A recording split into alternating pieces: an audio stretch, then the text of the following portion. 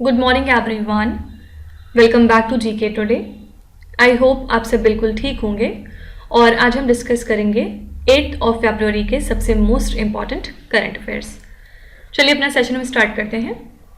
Recently which country has become the first European country to accept the UPI payment system. पहली European country कौन सी बन गई है जिसने कि हमारा यूपीआई पेमेंट सिस्टम एक्सेप्ट कर लिया है? तो यूपीआई फॉर्मल तरीके से लॉन्च हो चुका है फ्रांस कंट्री में during the Republic day celebration. और याद रखिएगा फ्रांस के प्रेसिडेंट कौन है? इमैनुअल मैक्रोन, और ये हमारे गेस्ट ऑफ ऑनर थे at the Republic day celebration. ठीक है, तो इंडियन एम्बेसी ने इंट्रोड्यूस कराया यूपीआई को फ्रांस में एट द एफिल टावर। इसी के साथ देखा जा रहा है कि किस तरह से हमारा यूपीआई ग्लोबल लेवल पे एक्सपैंड कर रहा है। यूपीआई को पहली बार डेवलप किया था एनपीसीआई यानी कि national payments corporation of India ने 2016 में। और यूपीआई का काम क्या होता है? बेसिकली ये कंसोलिडेट करता है मल्टीपल बैंक अकाउंट्स को into a single mobile application, जिससे कि एक कन्वीनियंट सिस्टम तैयार हो चुका है for managing diverse accounts on one single platform, right? क्योंकि यूपीआई की हेल्प से आप किसी को भी पेमेंट कर सकते हैं, किसी भी बैंक का वो हो सकता है अकाउंट नंबर, राइट? तो यहाँ पे आंसर है फ्रांस। फ्रांस जो है ये पहली यूरोपियन कंट्री बन चुकी है जिसने कि हमारा यूपीआई पेमेंट सिस्टम एक्सेप्ट कर लिया है। यहाँ पे हमारा कीवर्ड रहेगा कंट्री, और अगली स्लाइड में हम कुछ इंटरनेशनल करंट अफेयर्स देखेंगे। पहला क्वेश्चन है, lake Rotorua recently seen in the news is located in which country? Lake Rotorua lie करती है न्यूजीलैंड में। किस वजह से न्यूज में आई है? क्योंकि एक नया मैप तैयार किया गया है जिससे कि हमें ये पता चलता है कि लेक रोटोरुआ के नीचे एक हाइड्रोथर्मल सिस्टम मौजूद है। एक डॉर्मेंट वोल्केनो है बेसिकली इसके नीचे, उसी के हार्ट में। ठीक है, तो हाइड्रोथर्मल सिस्टम बेसिकली बहुत कॉमन है near the convergent place boundaries and mid ocean ridges, और इनको जरूरत होती है फ्लूइड की, हीट की और परमेबिलिटी की। ठीक है, तो सी वाटर बेसिकली परकोलेट होता है थ्रू ओशनिक क्रस्ट और इसको हीट कराता है 350 टू 400 डिग्री सेंटीग्रेड के टेम्परेचर पे, जिसके बाद कुछ केमिकली मॉडिफाइड हाइड्रोथर्मल फ्लूइड जो है वो प्रोड्यूस हो जाते हैं। ठीक है, तो इसी वजह से ये चीज़ थोड़ी सी न्यूज़ में आ गई थी। बस इसकी लोकेशन आपको याद रखना होगा कि लेक रोटोरुआ कौन सी कंट्री में लाई करती है? Answer is New Zealand. Which country became the first country in the European Union to issue the digital Schengen visa? European union की पहली कंट्री कौन सी है जिसने डिजिटल शेंगन वीजा को इशू कर दिए हैं? आंसर है France. Recently which country has confirmed the discovery of its first deposit of Colton which is a very valuable mineral. Colton एक बहुत कीमती मिनरल होता है और हाल ही में कीनिया में इसकी डिपॉजिट्स को कंफर्म किया गया है। Soraya satellite which was seen in the news was launched by which country? Soraya satellite कौन सी कंट्री का है? Your answer is Iran. Einstein probe, a new astronomical satellite, was recently launched by which country? Einstein probe एक नया astronomical satellite है और इसको launch किया है चाइना कंट्री ने। चाइना के बारे में एक और चीज याद रखिएगा, यहाँ के नए और करंट डिफेंस मिनिस्टर बन चुके हैं जनरल डोंग जुन। ये क्वेश्चन आपसे अपॉइंटमेंट वाले सेक्शन में पूछा जा सकता है कि नए डिफेंस मिनिस्टर कौन हो चुके हैं चाइना के? इनका नाम है general Dong Jun. Which country is host and the chair of the 46th session of UNESCO's world heritage committee in 2024?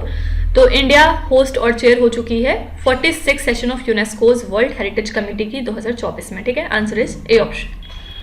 Next है, वेयर विल द एक्सरसाइज वायु शक्ति 24 बी हेड?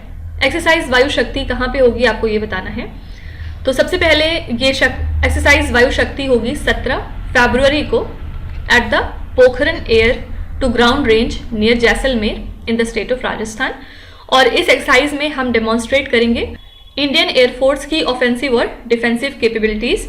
इस एक्सरसाइज में लगभग 100 एयरक्राफ्ट पार्टिसिपेट करेंगे including fighter jet, transport aircraft, helicopters, mid air refuellers, airborne warning and control system aircraft and different type of unmanned system. Okay, तो ये जो fighter planes हैं ये टारगेट और डिस्ट्रॉय करेंगे सिमुलेटेड एनिमी साइट्स को with missiles, precision guided munitions, bombs and rockets के साथ। ठीक है, तो एक्सरसाइज वायु शक्ति कहाँ पे होगी? आंसर है पोखरन इन the state of Rajasthan.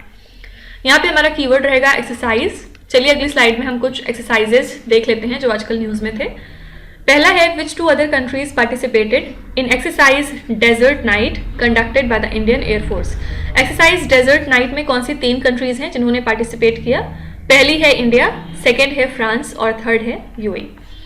Exercise Khanjar, recently seen in the news, is conducted between which two countries? खंजर एक्सरसाइज होती है इंडिया और किर्गिस्तान के बीच की. Exercise Cyclone, recently seen in the news, is conducted between which two countries? Cyclone exercise होती है India और इजिप्ट के बीच में. Ayutthaya is a maritime exercise conducted by which two countries? Ayutthaya exercise है इंडिया और थाईलैंड के बीच की. Which state is host of the India UAE Joint Military Exercise Desert Cyclone 2024? देखिए याद रखिएगा, साइक्लोन अलग है, डेजर्ट साइक्लोन अलग है. ठीक है, साइक्लोन होता है इंडिया और इजिप्ट के बीच में, वहीं डेजर्ट साइक्लोन होता है इंडिया और यूएई के बीच में. और डेजर्ट साइक्लोन के लिए इस साल का वेन्यू था Rajasthan. India conducts military exercises Al Najah, Eastern Bridge and Naseem Al Bahr with which Arab country? India ये सारी की सारी एक्सरसाइजेस कंडक्ट करती है ओमान के साथ. ठीक है, तो ये कुछ एक्सरसाइजेस हो गए जो पिछले 2-3 महीनों से न्यूज में हैं. इनके बारे में जरूर आपको याद रखना है. नेक्स्ट है, recently which state won the Nagesh trophy in the men's national T20 cricket for the blind? हाल ही में कौन सा स्टेट है जिसने नगेश ट्रॉफी जीत ली है इन the men's national T20 cricket for the blind? Answer है यहाँ पे सी ऑप्शन, कर्नाटका. कर्नाटका ने इस ट्रॉफी को जीता है. किसको हरा के जीता है? तो आंसर है आंध्र प्रदेश. 9 विकेट से इन्होंने आंध्र प्रदेश को हराया था इन ए थ्रिलिंग फाइनल्स जो कि हुआ था नागपुर में. ठीक है, तो इसी के साथ कर्नाटका ने इस टाइटल को जीता और पिछले 20 सालों में कर्नाटका ने इस टाइटल को नहीं जीता था. तो इसी के साथ हमें ये पता चलता है कि कितना ज़्यादा कर्नाटका अपने विजुअली इम्पेयर्ड पीपल्स के ऊपर काम कर रहा है और जो डिटर्मिनेशन है इनका एज अ क्रिकेटर वो काफ़ी अच्छा रहा. ठीक है, तो 2 बातें याद रखिएगा, इस ट्रॉफी को किसने जीता? कर्नाटका ने. किसको हरा के जीता? तो आंसर है आंध्र प्रदेश. यहाँ पे हमारा कीवर्ड रहेगा विनर्स और अगली स्लाइड में हम कुछ विनर्स देखेंगे जो न्यूज में थे. पहला है शीर्षेंदु Mukhopadhyay, who recently won the 2023 कोवेम्पू राष्ट्रीय पुरस्कार, is a prolific writer of which language? तो ये एक बंगाली राइटर हैं और इनको ये पर्टिकुलर अवार्ड दिया गया है. Which company won the highest number of oil and gas blocks in the recent open acreage licensing policy bidding round? इस राउंड में सबसे ज्यादा number of oil and gas blocks जीते हैं ONGC ने. Recently which country emerged as the winner of Under 19 Asia Cup 2023? इस cup को जीता है बांग्लादेश कंट्री ने. किसको हरा के जीता है अगर आपसे पूछा जाए तो? यूएई को. Who has recently won the Great Arab Minds Award in the field of literature and arts? ये जो अवार्ड है ये जीता है वेसिंग लारिज ने. ठीक है, recently which player one the women singles title at the Australian open 2024? ये क्वेश्चन हमने कल भी डिस्कस किया था. Women singles title Australian open में जीता है अराइना साबालेंका ने. और ये कौन सी कंट्री के लिए खेलती हैं? तो आंसर है बेलारूस. ठीक है, वहीं पे अगर हम ऑस्ट्रेलियन ओपन के मेन सिंगल्स टाइटल की बात करेंगे तो इसके विनर हैं जानिक सिनर. ठीक है, जानिक सिनर कौन सी कंट्री को बिलोंग करते हैं? ये हैं इटली कंट्री से. ओके, नेक्स्ट है what is the theme of international day of zero tolerance for female FGM 2024? इसके लिए थीम क्या रखी गई है आपको ये बताना है. इस साल की थीम है हर वॉइस हर फ्यूचर. ओके, इस थीम के थ्रू हम हाईलाइट करते हैं कि जो कम्युनिटी लेड इनिशिएटिव्स हैं उसमें कितना इंपॉर्टेंट रोल होता है फीमेल्स का in achieving the lasting change. और इसको एक तरह से अवेयरनेस डे के तौर पे हम सेलिब्रेट करते हैं जो कि स्पॉन्सर किया था यूनाइटेड नेशंस ने. हर साल इसको हम 6 फरवरी को ऑब्जर्व करते हैं और पहली बार इसको इंट्रोड्यूस कराया था यूनाइटेड नेशन ने 2003 में. ठीक है, तो 2 बातें याद रखिएगा. International day of zero tolerance for female FGM हम ऑब्जर्व करते हैं 6 फरवरी को और इस साल के लिए हमने थीम रखी थी हर वॉइस हर फ्यूचर. ओके, चलिए कुछ डेज एंड थीम्स देख लेते हैं. What is the theme of the World Cancer Day 2024?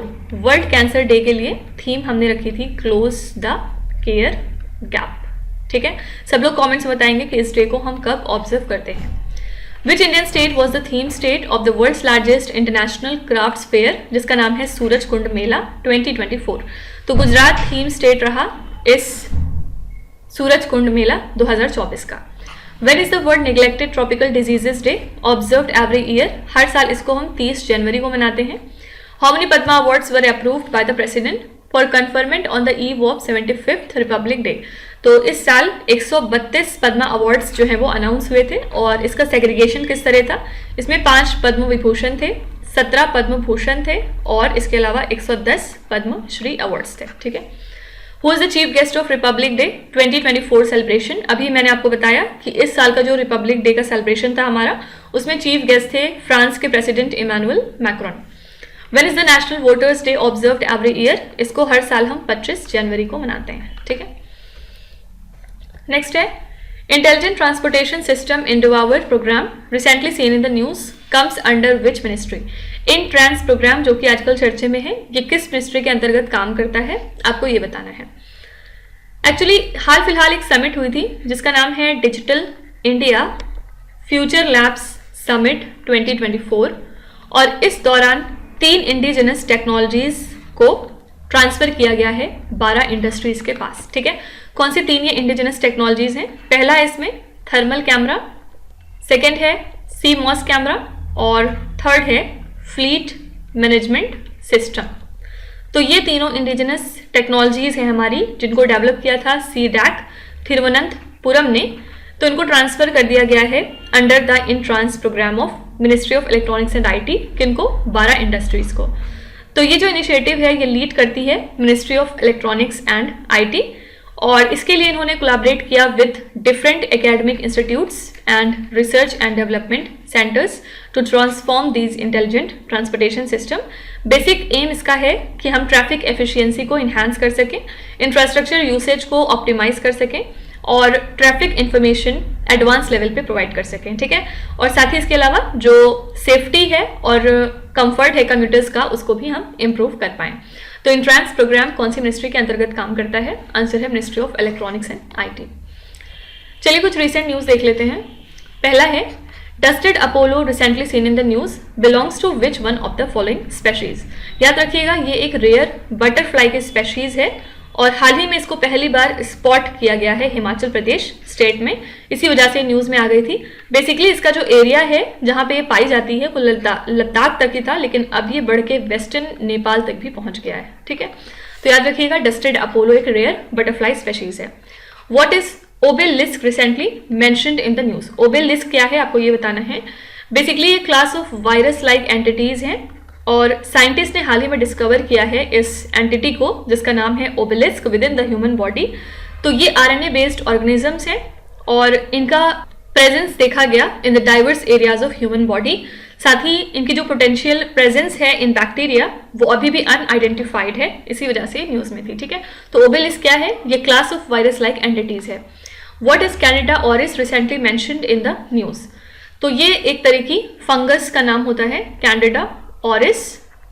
फिलहाल इसकी वजह से ग्लोबल हेल्थ थ्रेट पोज हो चुका है, पर्टिकुलरली ऐसे इंडिविजुअल्स में जिनका इम्यूनिटी सिस्टम काफी वीक होता है, ठीक है। तो पहली बार इसको जापान के अंदर डिस्कवर किया गया था 2009 में, और बाद में जाके ये बहुत ज्यादा फैलने लग गया है। बस थोड़ा सा इसी वजह से न्यूज में था। आपको बस नाम के साथ ये पता होना चाहिए कि वो क्या चीज है, बस, और कुछ आपको जानने की जरूरत नहीं है। जैसे डस्टेड अपोलो क्या है? ये एक बटरफ्लाई है। ओबेलिस्क क्या है? ये वायरस है। कैनेडा ऑरिस क्या है? ये फंगस है। इस तरह से आपको थोड़ा सा मालूम होना चाहिए। What is lantana camara recently seen in the news? Lantana camara क्या चीज है? ये एक तरह का फ्लावरिंग प्लांट है। ये बेसिकली पाए जाते हैं अमेरिकन ट्रॉपिक्स में। इनको इंडिया के अंदर इंट्रोड्यूस कराया गया था during the colonial period, fine.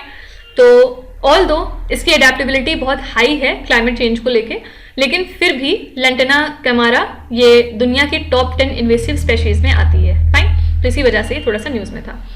What is the primary focus of the GRAPES 3 project recently seen in the news? जहां पे ग्रेप्स का फुल फॉर्म है gamma ray astronomy PEV energies phase 3। तो इसका प्राइमरी फोकस है to study the cosmic rays, और GRAPES 3 experiment जो कि सिचुएटेड है ऊटी इंडिया में, इसको ऑपरेट करती है Tata institute of fundamental research, और हाल ही में इसने एक सिग्निफिकेंट डिस्कवरी अचीव की है इन द कॉस्मिक रे प्रोटॉन स्पेक्ट्रम। और ग्रेप्स 3 का बेसिक एम है कि हम ओरिजिन को इन्वेस्टिगेट कर सकें कॉस्मिक रेस के, और हाईएस्ट एनर्जी कॉस्मिक रेस के प्रोडक्शन को एक्सप्लोर कर सकें, ठीक है। तो इसका पर्पस क्या हो गया? To study the cosmic rays. Which state government recently announced free access to the trastuzumab combination drug for the treatment of breast cancer? कौन सा ऐसा स्टेट है जिसने हाल ही में फ्री एक्सेस अनाउंस किया है इस ड्रग के लिए? किस पर्पस के लिए? ब्रेस्ट कैंसर को ट्रीट करने के लिए। यहाँ पे आपका आंसर हो जाएगा गोवा स्टेट, और गोवा मेडिकल कॉलेज ने बेसिकली अनाउंस किया है कि सभी को फ्री एक्सेस मिलेगा इस ब्रेस्ट कैंसर ट्रीटमेंट के लिए। और ये बहुत ही ज़्यादा कॉस्टली है एक्चुअली। एक इसका जो ट्रीटमेंट है वो 4.2 लाख रुपीज़ कॉस्ट करता है आपको।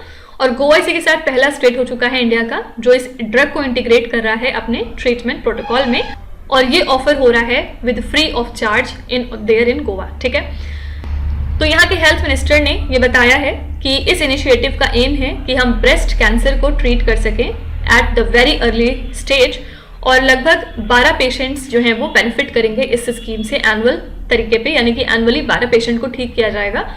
और इसके अलावा स्टेट ने ये भी अनाउंस किया है कि वो नॉन इन्वेसिव स्क्रीनिंग कंडक्ट कर रहे हैं फॉर द ब्रेस्ट कैंसर, जहां पे अब तक इन्होंने 52 केसेस को डिटेक्ट कर लिया है, और 1.5 लाख और भी स्क्रीनिंग्स जो हैं की जाएंगी अगले साल। ठीक है, तो गोवा इसी के साथ पहला स्टेट हो गया है जिसने कि फ्री एक्सेस अनाउंस किया है इस ड्रग के लिए for the treatment of breast cancer. चलिए कुछ स्टेट करंट अफेयर्स देख लेते हैं। पहला क्वेश्चन है, recently which state cabinet approved the uniform civil code report. हाल ही में उत्तराखंड के कैबिनेट ने अप्रूव किया है यूनिफॉर्म सिविल कोड बिल, जो कि एक हिस्टोरिक डिसीजन है, जाहिर सी बात है। उत्तराखंड के चीफ मिनिस्टर हैं पुष्कर सिंह धामी, और ये कमेटी के रिकमेंडेशन के ऊपर टोटली बेस्ड था ये बिल। इसका एम है कि हम सिविल लॉज को स्टैंडर्डाइज कर सकें, साथ ही जो प्रपोज्ड मेजर्स हैं उसमें पॉलीगैमी को बैन किया गया है, चाइल्ड मैरिज को बैन किया गया है, और एक कॉमन मैरिजेबल एज जो है वो स्टैब्लिश की गई है। ठीक है, तो यहाँ पे आंसर है उत्तराखंड स्टेट। कामाख्या दिव्य लोक परियोजना recently seen in the news is associated with which Indian state. ये परियोजना रिलेटेड है असम के साथ। Recently which state government police adopted self balancing E scooters for the smart patrols. Answer is Uttarakhand. Which state government recently launched Operation Smile X to rescue the child laborers? Operation Smile X को launch कराया गया था Telangana state में, ताकि यहाँ पे child labourers की help की जा सके। Which state is home to the Kotia Konth tribe, recently seen in the news and classified as a particularly vulnerable tribal group? Kotia Kondh tribe आपको उड़ीसा स्टेट में मिल जाएगी, और इसकी खास बात क्या है कि ये particularly vulnerable tribal group में आती है। ठीक है, नेक्स्ट है, recently which space agency has identified a potential super earth that could harbor the life? कौन सी इसमें से स्पेस एजेंसी है जिसने कि आइडेंटिफाई किया पोटेंशियल सुपर अर्थ को जहां पे लाइफ सर्वाइव हो सकती है? तो नासा ने हाल ही में आइडेंटिफाई किया है एक पोटेंशियल सुपर अर्थ को जिसका नाम है T0I-715b। ये सिचुएटेड है 137 लाइट ईयर्स हमारे प्लैनेट अर्थ के साथ, और ये जो प्लैनेट है ये ऑर्बिट करता है एक स्मॉल स्टार को with in the conservative habitable zone. इसी के साथ हमें कुछ पॉसिबिलिटी मिलती है कि शायद यहाँ पे लिक्विड वाटर मौजूद हो। ये जो सुपर अर्थ है ये 1.5 टाइम्स वाइडर है अर्थ से अगर हम कंपेयर कर दें तो, और ये अपने ऑर्बिट को कंप्लीट करता है सिर्फ और सिर्फ 19 डेज के अंदर। ठीक है, तो यहाँ पे इसको डिस्कवर किसने किया है? Answer is NASA. चलिए कुछ स्पेस करंट अफेयर्स देख लेते हैं। पहला है, Vyommitra robot recently seen in the news is associated with which space mission? Vyommitra robot किस मिशन के साथ रिलेटेड है? तो ये बेसिकली इंडिया की फीमेल रोबोट एस्ट्रोनॉट है, और ये रिलेटेड है गगनयान मिशन के साथ हमारे। तो इसको लॉन्च किया जाएगा 2024 में, और ये रोबोट बेसिकली सिमुलेट करता है ह्यूमन फंक्शंस को इन द स्पेस, जहाँ पे ये जाके पैरामीटर्स को मॉनिटर करेगी, अलर्ट्स को जारी कर सकती हैं और लाइफ सपोर्ट को एग्जीक्यूट करेंगे। तो union minister doctor Jitendra Singh ने इनकी कुछ डिटेल्स हाल ही में रिवील करी हैं, और गगनयान के बारे में याद रखिएगा कि इसको हमने शेड्यूल किया है 2025 में। बेसिक पर्पस क्या रहेगा? इंडिया के एस्ट्रोनॉट्स को लॉन्च कराना इनटू द ऑर्बिट। इसी के साथ हमारी ह्यूमन स्पेस कैपेबिलिटीज जो है वो डेमोन्स्ट्रेट हो जाएंगे। ठीक है, तो व्योममित्र रोबोट रिलेटेड है गगनयान के साथ। Which space agency recently conducted its first mobile robotic mission to the moon named as VIPER rover? VIPER rover किसका है? Answer is NASA. What name has been given to the moon of asteroid named as Dinkinesh, discovered recently by NASA's Lucy spacecraft? यहाँ पे answer है सिलाम। ये जो दिनकिनेश asteroid है इसके moon का नाम रखा गया है सिलाम, और इसको डिस्कवर किया था नासा के ल्यूसी स्पेसक्राफ्ट ने। एरियान 6 rocket was developed by which space agency? इसको डेवलप किया है यूरोपियन स्पेस एजेंसी ने। What recent approval did the Union Cabinet grant in relation to space cooperation involving the ISRO and the Mauritius Research and Innovation Council? तो India और Mauritius country ने मिलकर एक memorandum of understanding sign किया है for joint small satellite development. ठीक है, जो भी जॉइंट स्मॉल सैटेलाइट होते हैं उनके डेवलपमेंट के लिए इस MOU को साइन किया गया। Which Russian cosmonaut recently set the record for spending the maximum time in space? कौन से रशिया के कॉस्मोनॉट हैं इसमें से जिन्होंने हाल ही में एक रिकॉर्ड सेट किया है जहां पे इनका मैक्सिमम टाइम स्पेंड हुआ है स्पेस में? यहाँ पे आंसर है डी ऑप्शन, ओलोग कोनोनेन्को। ये रशिया के कॉस्मोनॉट हैं और हाल ही में इन्होंने वर्ल्ड रिकॉर्ड सेट किया है for the most time spend in space. इसी के साथ इन्होंने रशिया के ही कॉस्मोनॉट गेनाडी पडाल्का का रिकॉर्ड तोड़ दिया है और इन्होंने स्पेंड किए हैं 878 days and 12 hours in the space. ठीक है, वहीं अगर गेनाडी के रिकॉर्ड की बात करें तो इन्होंने स्पेंड किए थे 878 days plus 11 hours and 29 minutes along with 48 second. तो इतना कम डिफरेंस है। तो फिलहाल सबसे ज़्यादा टाइम किसने स्पेंड किया है स्पेस के अंदर? आंसर है ओलोग कोनोनेन्को। चलिए कुछ यहाँ पे रिकॉर्ड करंट अफेयर्स देख लेते हैं। Sujita Satish, who was recently making news for a world record in singing in 140 languages, belongs to which Indian state? Answer is Kerala. Sheikh Hasina, who recently secured a record fourth consecutive term as a Prime Minister of Bangladesh, belongs to which political party? Sheikh Hasina अपने चौथे term के लिए फिर से एक बार prime minister बन चुकी हैं बांग्लादेश की और ये किस पॉलिटिकल पार्टी को बिलोंग करती हैं? तो आंसर है अवामी लीग। ठीक है, ये अवामी लीग को बिलोंग करती हैं। Which state set a Guinness World Record in 2024 for the most number of people performing Surya Namaskar simultaneously at 108 venues? तो गुजरात स्टेट ने ये रिकॉर्ड सेट किया है जहां पे इन्होंने सबसे ज्यादा लोग मतलब सूर्य नमस्कार कर रहे थे simultaneously eight 108 venues. Which state has consistently ranked first in recording the entries on the interoperable criminal justice system platform? यहाँ पे आंसर है UP. Which high court created a record in disposal of cases with the highest ever case clearance rate of 114% in 2022? यहाँ पे answer हो जाएगा Madras high court. ठीक है, next है who has been appointed as the new advocate general of Rajasthan? Rajasthan के नए advocate general कौन बन चुके हैं? आंसर है यहाँ पे बी ऑप्शन, राजेंद्र प्रसाद गुप्ता। और इंडिया के अंदर जो एडवोकेट जनरल होता है बेसिकली ये लीगल एडवाइजर होते हैं टू द स्टेट गवर्नमेंट। ठीक है, कौन इनको अपॉइंट करता है? तो स्टेट के गवर्नर अपॉइंट करते हैं एडवोकेट जनरल को। इनकी क्वालिफिकेशन क्या होनी चाहिए? ये जज ऑफ अ हाई कोर्ट की क्वालिफिकेशन पे होनी चाहिए। ठीक है, तो फिलहाल राजस्थान के नए एडवोकेट जनरल बन चुके हैं राजेंद्र प्रसाद गुप्ता। चलिए कुछ रिसेंट अपॉइंटमेंट्स देख लेते हैं। Who has been selected as a torch bearer for the 2024 Paris Olympics? 2024 का जो पेरिस ओलंपिक्स है इसके लिए टॉर्च बेयरर नियुक्त हुए हैं शूटर अभिनव बिंद्रा। ठीक है, recently who has been elected as the president of Taiwan? Taiwan के नए प्रेसिडेंट बन चुके हैं William lie.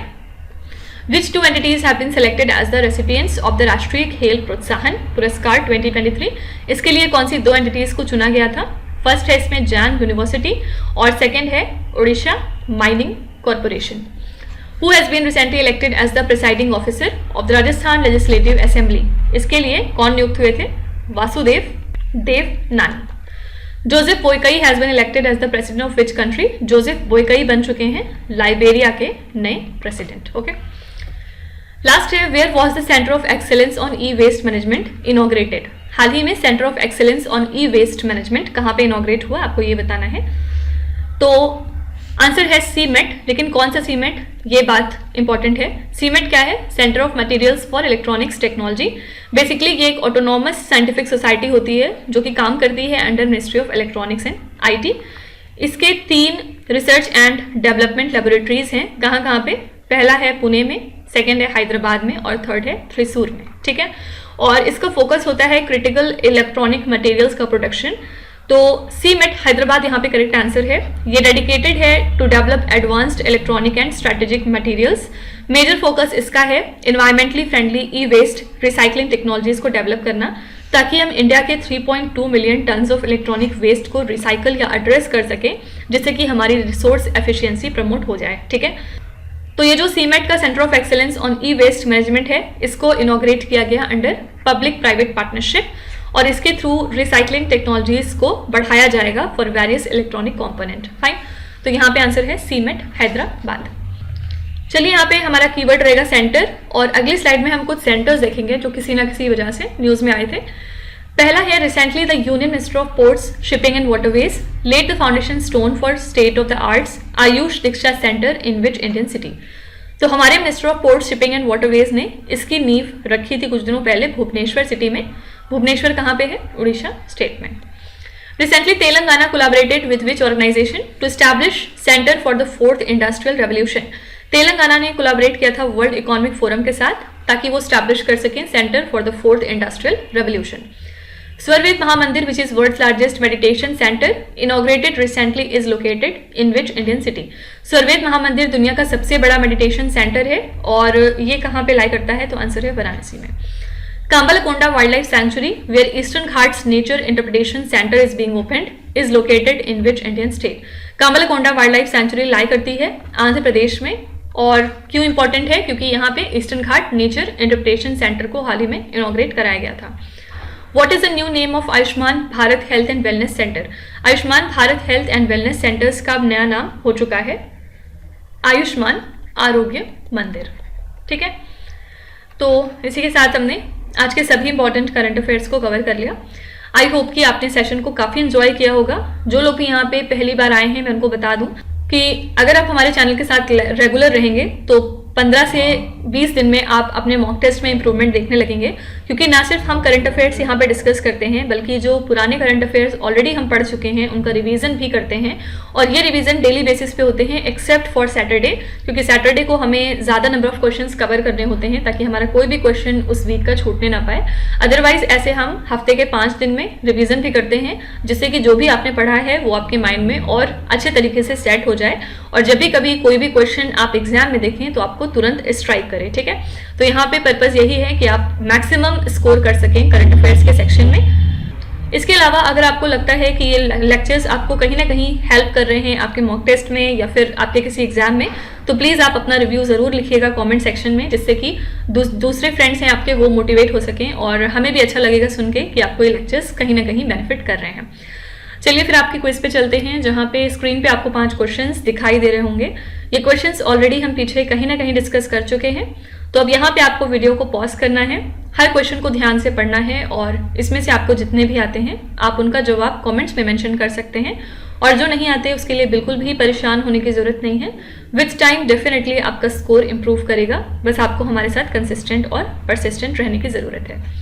So that's it for today. I hope you have like the session. आज का सेशन आपको कैसा लगा आप ज़रूर बताइएगा कमेंट्स में। साथ ही साथ आपका कोई भी रिव्यू है, फीडबैक है या फिर सजेशन है तो वो भी आप हमें बता सकते हैं। हमें जानकर खुशी होगी और हम पूरी कोशिश करेंगे उसको इम्प्लीमेंट करने की। तो कल फिर हम मिलेंगे सेम टाइम सेम जगह कल के करंट अफेयर्स के साथ। Till then stay tuned. Thank you so much for watching and please do not forget to subscribe to GK Today. With this, Meenu Hadsana signing off.